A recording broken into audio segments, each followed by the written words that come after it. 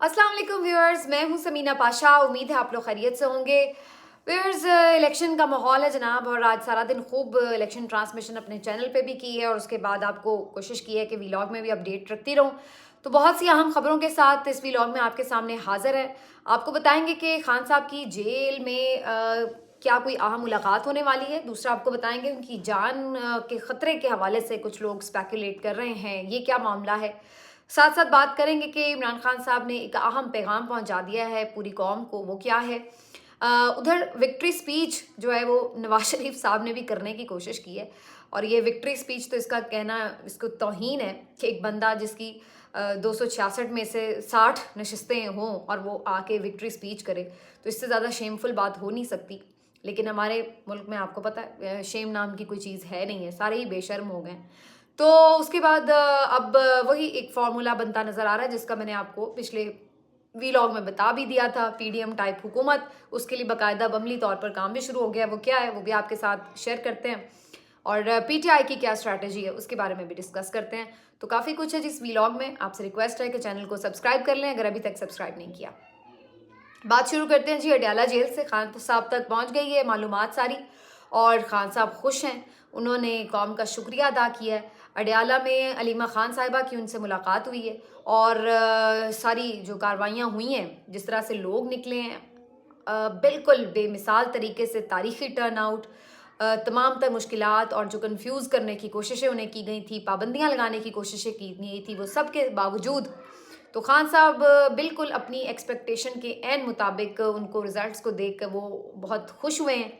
और आपको मैं याद दिला दूं कि सीनियर सहाफ़ी अपनी गुफ्तगू में जो उनकी मीटिंग हुई थी खान साहब के साथ पिछली सर्दियों में, तो वो बताते थे ना आपको कि जी उन्होंने 4-5 पेशन गोइयाँ की थी कि ये मेरी पार्टी तोड़ेंगे और ये मुझे नाअहल करेंगे, मुझे जेल में भेजेंगे, नवाज शरीफ वापस आएगा, उसको उसकी नाअहली ख़त्म होगी और फिर उसके बाद इलेक्शन होगा और फिर वो इलेक्शन पीटीआई जीत जाएगी। तो उनकी 100% जो पेशन गोइयाँ हैं वो दुरुस्त साबित हुई हैं, बिल्कुल एज इट इज़ हुआ है। और इस सारे को वो लंदन प्लान कहते थे, और बिल्कुल उसके मुताबिक हमें हर चीज़ होती हुई नज़र आई है। अब बात ये कि जिन्होंने ये तय किया था उन्होंने भी ये सब ऐसे ही तय किया था, और खान साहब ने भी ये सब ऐसे ही प्रिडिक्ट किया था। लेकिन जो इलेक्शन जीतने वाली बात थी वो प्लान बनाने वालों ने प्रिडिक्ट नहीं की थी। और ये सब कुछ जो इससे पहले हुआ उसका मकसद भी महज यही था कि इलेक्शन में खान साहब की जमात कहीं होगी ही नहीं, मतलब कोई चांस ही नहीं रखा जाए कि वो थोड़ी बहुत भी मिकदार में कहीं पीटीआई पहुंच जाए असेंबली में। तो ख्वाहिश उनकी और कोशिश और प्लानिंग उसके लिए ये थी। और उससे पहले आपने ये पिछले 2 महीनों के अंदर जो जो कुछ होता देखा है, यानी मजाक की हद तक जो कुछ होता देखा है, तो वो सब भी इसी वजह से था। बल्ला छीनना हो, कागजात छीनने हों, नई कैंपेन करने देनी हो, नेट बंद कर देना हो, इलेक्शन डे पे सब कुछ करना हो, खान साहब को बेतुके तरीके से सज़ाएं सुनाना हो, तो ये सब जो किया गया और मीडिया पे पूरा जो प्रोपेगेंडा किया गया उस समेत, उस सब का मकसद सिर्फ यही था। लेकिन मज़े की बात ये कि उन्होंने जो कुछ कर सकते थे उन्होंने कर लिया, एड़ी चोटी का जोर लगा दिया, लेकिन ये नताइज वो एक्सपेक्ट नहीं कर रहे थे।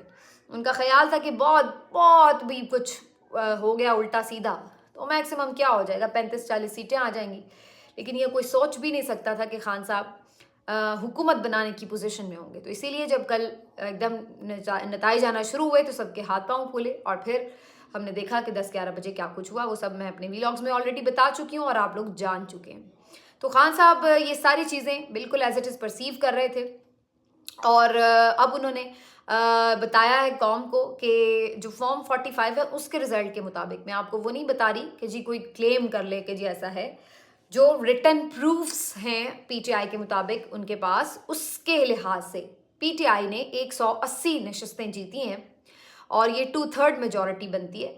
और पीटीआई ये क्लेम कर रही है कि वो गवर्नमेंट बनाने जा रहे हैं विफाक में भी, पंजाब में भी और खैबर पख्तूनख्वा में भी। और दूसरी तरफ धांधली का जो अजीमुशान मुजाहरा हमने देखा है उसके मुताबिक उन्होंने जो धांधली की है उसमें मैंने जैसे आपको कल भी बताया था कि कम से कम 50-60 सीटें जो हैं वो इधर से उठा के उधर डाली गई हैं, और उसमें कुछ सीटें एमक्यूएम को बटी हैं जो मिली हैं, जो कि पीटीआई कराची से बहुत ज़बरदस्त तरीके से जीत रही थी। हालांकि पीटीआई कराची में उस तरह से कोई कैंपेन नहीं कर सकी, कोई लीडर वहाँ नहीं था, कोई वहाँ पे स्ट्रक्चर ही नहीं था। इसके बावजूद भी हैरत अंगेज़ तौर पर पीटीआई ने कराची में बहुत अच्छा परफॉर्म किया, लेकिन उसकी वो परफॉर्मेंस जो थी सारी धांधली की नज़र हुई और उसको उठा के एमक्यूएम की झोली में डाला गया। फिर बाकी सीटें जो पंजाब से सारा गदर मचाया गया वो नून लीग की झोली में जा गिरी। 2-3 लोग आईपीपी के खुश किए गए, 1-2 लोगों जगह पर पीपल्स पार्टी को भी फ़ायदा पहुंचाया गया। तो इस तरह कुल मिला के जो इनकी 50-60 नशस्तें थी वो इधर उधर बांटी गई। ये मैं सिर्फ नेशनल असेंबली की बात कर रही हूँ अभी। तो उसके बाद पोजीशन ये बनी कि जी कोई 100 के करीब सीट्स बन गई थी पाकिस्तान तहरीक इंसाफ की, कोई 65 के करीब डाका मारने के बाद सीट्स बन गई थी पीएमएलएन की, और इसी तरह से कोई 48 समथिंग सीट्स बन गई थी पीपल्स पार्टी की। एमक्यूएम को तो लॉटरी लग गई यानी जहां वो 4 सीटें जीतने की पोजीशन में नहीं थे उन्हें तकरीबन 14-15 सीटें दे दी गई।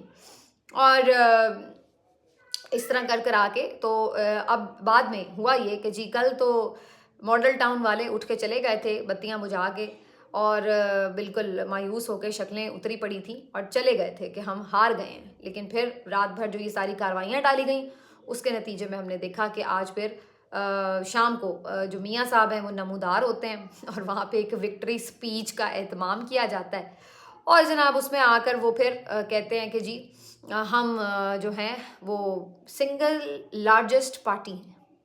सी मतलब आप पता नहीं कौन सी दुनिया में ये लोग रहते हैं। अब तो ईमान से हंसी भी नहीं आ रही इनकी शक्लें देख के। पहले तो जब आए हैं आप इनकी बॉडी लैंग्वेज देख के पता था, साफ पता चल रहा था कि अंदर से इन्हें पता है शर्म आ रही है थोड़ी थोड़ी, लेकिन वो शो नहीं कर रहे कि हमें शर्म आ रही है। और मियाँ नवाज शरीफ साहब से तो बहुत नर्वसनेस थी उनके चेहरे पे, शहबाज शरीफ साहब की तो हवाइयाँ उड़ी हुई थी, और मरियम नवाज साहिबा जो कि एक्ट्रेस हैं बेसिकली, तो वो एक अच्छी एक्टिंग करने की कोशिश कर रही थी, लेकिन वो थोड़ी ओवर एक्टिंग कर रही थी तो पकड़ी जा रही थी कि वो भी सिर्फ फेक अपने आप को कॉन्फिडेंस शो कर रही हैं, लेकिन असल में सबकी बैंड बजी हुई थी, शक्लें बता रही थी। पर जी आके जी उन्होंने कहा कि जी हमने जीत लिया है, बहुत मुबारक हो, हमें मैंडेट मिल गया है।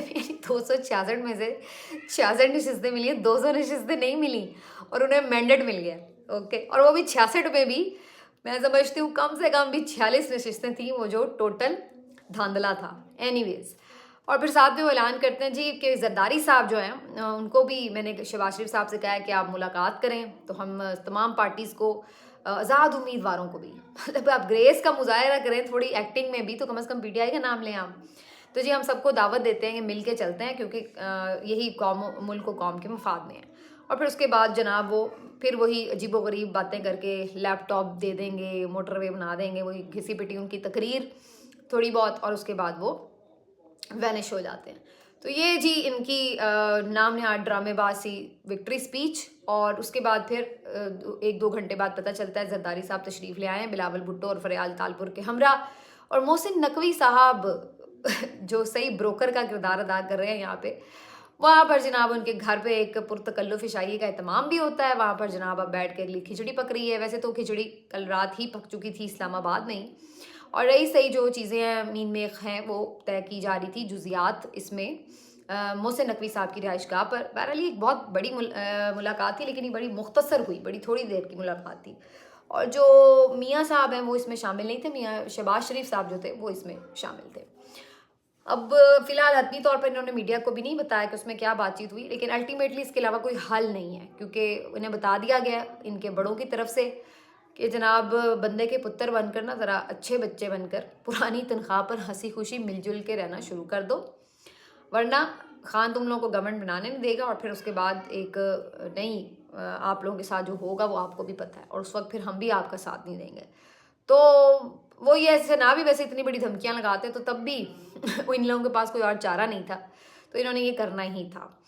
तो ये अब इनकी इस तरफ से प्लानिंग है। उधर खान साहब ने कहा है कि जी चूँकि फॉर्म 45 हमारे पास मौजूद हैं, हम अदालती जंग पूरी लड़ेंगे, और जहाँ पर लोग धरनों में बैठे हुए हैं और काफ़ी सारे जगहों पे ये इत्तलात आ रही हैं, गुजरात में बहुत बुरे हालात हुए हैं, वहाँ पर फायरिंग भी हुई है, और कुछ लोग क्लेम करें कि वहाँ पर 1-2 लोग जाँ बहक भी हो गए हैं। तो बहुत अनफॉर्चुनेट वाक़या वहाँ पे चौधरी सालिक साहब हैं जो कि खुद भतीजे हैं कैसरा इलाही साहिबा के, और वो वहाँ पर इस किस्म के मनाजिर देख रहे हैं, और कुछ लोग क्लेम करें कि उन्हीं के गार्ड्स ने फायरिंग की है। इसी तरह शेर अफजल मरवत साहब जो हैं वो भी कबीले के हमरा पहुंच गए आरओ ऑफिस के बाहर, और वहाँ पर वो उस वक्त तक बैठे रहे जब तक कि रिजल्ट मिल नहीं गया, और ले के फिर वो उठे। तो जिन लोगों ने तो ज़रा हिम्मत दिखाई और बैठे हैं ज़रा धरने वरने दे के, तो वहाँ पर थोड़ी सूरत हाल उनके हक में हुई। देखिए इतना जब बाहर क्राउड बैठा होता है तो बड़ा मुश्किल हो जाता है आरोज़ के लिए भी। तो वहाँ पर फिर हमने ये चीज़ें 3-4 जगहों पर रिजल्ट देखा कि वो लेके ही उठे। खुर्रम दस्तगीर साहब जहाँ से हारे हैं वहाँ पर भी यही सूरत हाल हुई है, और इसी तरह से और भी 1-2 जगह पर यही पता चला है कि जो लोग बैठे हैं फिर वो अपना रिजल्ट लेके उठे हैं, और बाकी भी जगहों पे लोग अभी तक स्टिल एहतजाज कर रहे हैं। अली एजाज भुट्टर साहब जो है उन्होंने बड़ा ज़बरदस्त फाइट किया है, और वो अभी तक कह रहे हैं कि इनको अब मैं बाकी जो मामला है वो कोर्ट में लड़ूंगा। उन्होंने कहा है कि मेरे जो मुख्तलिफ पोलिंग एजेंट्स थे उनको पकड़ने के लिए उनके घरों पर छापे मारे जा रहे हैं, लेकिन हमने पहले ही इंतज़ाम कर रखा था क्योंकि हमें पता था कि ये लोग ये वारदातें करेंगे। उधर सलमान अकरम राजा साहब ने कोर्ट में दायर कर दी थी दरख्वास्त, और वहाँ से उनको पहली अच्छी खबर भी मिल गई है। अली बाकर नजवी साहब ने वहाँ पर जो है हुकूमत को बल्कि इलेक्शन कमीशन को हुक्म दिया है कि आपने रिज़ल्ट अनाउंस नहीं करने इस हल्के के, और फिलहाल वहाँ पे स्टे दे दिया, बाकी फ्रीकैन को नोटिस कर दिए। लेकिन उन्होंने ये भी कहा है कि जो भी आगे अब फाइनल काउंटिंग का वो होगा प्रोसेस फॉर्म 47 के लिए, वो सलमान अकरम राजा साहब की मौजूदगी में होगा, क्योंकि इससे पहले यही खबर आई थी कि उनको बाहर निकाल दिया गया था फॉर्म 47 के लिए। यानी आप समझ लें जो मुख्तलिफ हल्कों पोलिंग स्टेशन से रिजल्ट आते हैं उन्हें फिर एक जगह जमा करके जब टोटल बनाया जाता है तो वो फॉर्म 47 होता है, और वो करते हुए सलमान अकरम राजा साहब को बाहर निकाल दिया गया था रूम से। और फिर वहाँ पे कुछ ऐसे मनाजिर थे कि लोग वहाँ पर आ गए थे, कुछ नामालूम अफराद, और उन्होंने आके कार्रवाई डाली थी। खैर, तो ये इधर सलमान अकरम राजा की सूरत हाल थी। बहरहाल जी, अब कहानी है कि इधर पीटीआई क्लेम करे कि हम हुकूमतें बनाने जा रहे हैं। अब ये कब हुकूमत बनाएंगे, कैसे बनाएंगे, पहले तो अपनी खोई हुई नशस्तें वापस लेनी पड़ेंगी नंबर 1। उसके लिए इन्हें आरओज़ के ऑफिस के बाहर भी करनी पड़ रही है मेहनत, और कुछ बात बाकी जाके बनेगी कोर्ट्स के अंदर। 2 चीज़ें हो गई। तीसरी जो इन्हें इंपॉर्टेंट चीज़ एक करनी है वो ये कि फ़ौरी तौर पर इन्हें अपनी एक पार्टी का बैनर देना होगा, और जिसका कभी इम्कान ज़ाहिर किया जा रहा है कि MWM में कल ये लोग शमूलियत का ऐलान कर देंगे, और उससे इन्हें एक पार्टी का बैनर मिल जाएगा, जिसकी वजह से 2 फ़ायदे होंगे कि एक तो इन्हें रिज़र्व सीट्स देनी पड़ेंगी, और दूसरा जो इनके आज़ाद अरकान हैं वो फिर पार्टी पॉलिसी के डिसिप्लिन के पाबंद हो जाएंगे, और वो फिर इधर उधर किसी पार्टी में शामिल नहीं हो सकेंगे, वरना उन्हें डिफेक्शन क्लॉज लग जाएगी। डिफेक्शन क्लॉज का मतलब ये है कि आप एक पार्टी में हों और फिर आप उस पार्टी के हुक्म के बगैर कोई दूसरी पार्टी के वज़ीर आज़म को अगर वोट करते हैं तो वो फिर आपके लिए वोट भी कंसीडर नहीं होता, और उसके साथ साथ आपकी पार्टी आपकी जो जीत है वो भी ख़त्म हो जाती है। तो अब ये डोरे चूँकि इन्होंने डालने हैं, और आज तो वाज़े तौर पर फैसल वावडा भी कह रहे थे, राजा रियाज भी कह रहे थे, और भी बहुत सारे लोग और कुछ तज्ज़ियाकार भी कि जी आज़ाद उम्मीदवार अब बिकेंगे, बोलियां लगेंगी, ये होगा वो होगा, और हर कोई पार्टी आके ये भी क्लेम कर रही थी कि जी वो हमारे साथ राब्ते में है, वो हमारे साथ राब्ते में है। लेकिन हकीकत हाल यही नज़र आ रही है कि अभी तक तो किसी एक ने भी अनाउंस नहीं किया कि हम फ़लाँ पार्टी में शामिल हो रहे हैं, एक बात। और दूसरी बात ये कि अगर कोई हुए भी तो बहुत कम, मेरी नज़र में शायद कोई 8-10 मिल जाएं आपको, इससे ज़्यादा नहीं मिलेंगे कि जो इधर उधर चले जाएं। तो मेरे अंदाजे के मुताबिक ये जो लोग ऑलरेडी काफ़ी मुसीबतें झेल के यहाँ तक पहुँचे हैं, अब वो आके क्यों कॉम्प्रोमाइज़ करेंगे। लेकिन बहरहाल अल्लाह ताला उनकी मदद फरमाए और उनको हिफाजत में रखे, और फ़िलहाल शायद उनका थोड़ा इधर उधर यानी गायब रूपोश रहना ही बेहतर हो उनके लिए में भी, क्योंकि अदरवाइज़ ये खबरें आ रही हैं कि उन्हें गायब भी किया जा सकता है। अब ये सारी सिचुएशन जो पाकिस्तान में हो रही है, अब ज़ाहिर है आपको मरीख में तो रहते नहीं है, कोई चांद पर तो हमारा है नहीं है मुल्क, दुनिया देख रही है और दुनिया रिपोर्ट कर रही है। आज जितने इंटरनेशनल जरीदे हैं, अखबारात हैं, चैनल्स हैं, वहाँ पर ये हेडलाइंस बनी हैं, और सिर्फ ये हेडलाइन नहीं बनी कि जी पाकिस्तान में इलेक्शन हुए और जी अब ये 2 चीज़ें जो सबसे इम्पॉर्टेंट थी वो इन तमाम हेडलाइंस की जीनत बनी। पहली चीज़ तो ये कि ये इलेक्शन कितने कंट्रोवर्शियल हुए, और किस तरह से एक पार्टी को इन्होंने हराने की बाकायदा कोशिश की, और किस तरीके से रिजल्ट्स लेट हुए हैं और वो सारा पोल खोल रहे हैं कि पीछे बैकडोर क्या हुआ है, एक चीज़। और दूसरी चीज़, सब ने इस बात को रिकग्नाइज़ किया कि इस सब के बावजूद भी इमरान खान जेल में बैठा जीत गया है, और ये बेसिकली मैंडेट सिर्फ खान का है। तो ये बात तमाम बाहर के मीडिया ने कबूल भी कर ली है, उसको हाईलाइट भी कर दिया है, लेकिन हमारे मुल्क के जो अक्लमंद लोग हैं वो अभी तक इसको रिकग्नाइज़ करने में, एक्नॉलेज करने में नाकाम है, और उनकी अना जो है वो उनके आड़े आई बैठी है। और अब इसके बाद क्या क्योस होगा, कौन दुनिया मानेगी ऐसे इलेक्शंस को नहीं, या मे बी वो एक दो हेडलाइंस दे के बस निकल जाएं कि चलो भाई हमें क्या लगे, इनका मुल्क ये जाने, जो भी उसका हल करे। लेकिन मैं देख रही कि लोग बाकायदा मजाक उड़ा रहे हैं लिटरली। और अब तो सीधा सीधा मुख्तलिफ जो इंटरनेशनल सहाफ़ी हैं और जो हेडलाइंस लगा रहे हैं लोग, उसमें वो सीधी सीधी बात ये कर रहे हैं कि पाकिस्तान की आर्मी मुदाखलत कर रही है और विल ऑफ द पावर जो है उसके अगेंस्ट जो है वो हुकूमत बनाने की कोशिश की जा रही है और जानबूझकर खान को आउट रखा जा रहा है। तो ये सारी बातें अब वो सीधी सीधी कर रहे हैं, कोई ढके छुपे अल्फाज इस्तेमाल नहीं वो कर रहे। तो पता नहीं अब क्या इस पे हम कमेंट करें। ये तो सोचने समझने वालों के लिए ज़रूरी है कि वो इस पे देखें कि अब आपने और कितना यानी सिस्टम को मजाक बनाना है और किस तरीके से पाकिस्तान के लिए मुश्किलात मज़ीद करनी है।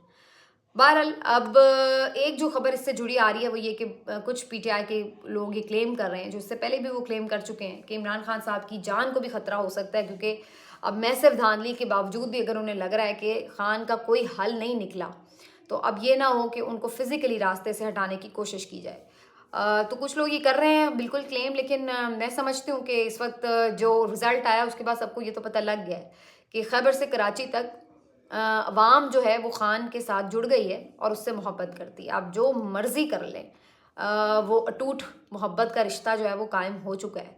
और ऐसे हालात में अगर आप खान को अल्लाह ना करे कोई छोटा सा भी नुकसान पहुंचता है, तो वो सबको पता है कि इस वक्त वो रियासत की कस्टडी में है और ये हो नहीं सकता कि फिर रियासत की कस्टडी में उन्हें कुछ हो तो फिर ज़ाहिर है ज़िम्मेदार भी रियासत होगी।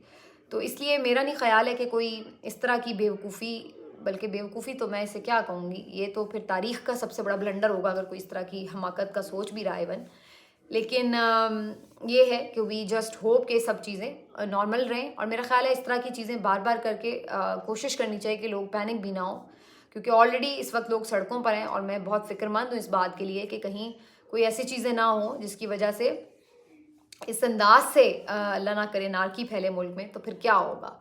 पहले ही बहुत सारी जगहों पे हम ये मनाजिर देख रहे थे, आज मैंने गुजरांवाला के देखे, अवाम और पुलिस आमने सामने थी, इसी तरह और जगहों पर भी फायरिंग के भी वाक़यात हुए हैं। तो ये सब बहुत तकलीफ़ दे है देखना, तो we don't want to see it, लेकिन ये हो रहा है मुख्तलिफ़ शहरों में लोग सड़कों पर हैं और ये बहुत डेंजरस है कि अगर आप लोगों को उनका हक़ नहीं दे रहे तो फिर ज़ाहिर है कि लोग मुश्तिल होते हैं। फिर जब वो मुश्तिल होते हैं तो फिर आप उनका कसूर निकालते हैं कि जी ये देख लें ऐसे कर रहे हैं, ये देख लें ऐसे कर रहे हैं। उनके साथ जो ज़्यादती हो रही है वो फिर किसी में हिम्मत नहीं होती कि उसको कंसिडर करें। बाकी पीएमएलएन को बहुत आज लोगों ने थोड़ा शर्म दिलाने की कोशिश की और तमाम जो उनके इवन प्रो सहाफ़ी थे वो तक भी उन्हें कह रहे थे कि आप हुकूमत ना बनाएं। और मेरे नज़दीक आज पीडीएम की मुख्तलिफ सियासी जमातों की जो हालत है उसमें इनके दो जो बड़े फैसले हैं उनको नुकसान पहुंचा चुके हैं। एक तो आपने जो वोट ऑफ नो कॉन्फिडेंस देखा वो, और फिर उसके बाद फौरी तौर पर इलेक्शन में ना जाना, उसने इनको मज़ीद जलील किया,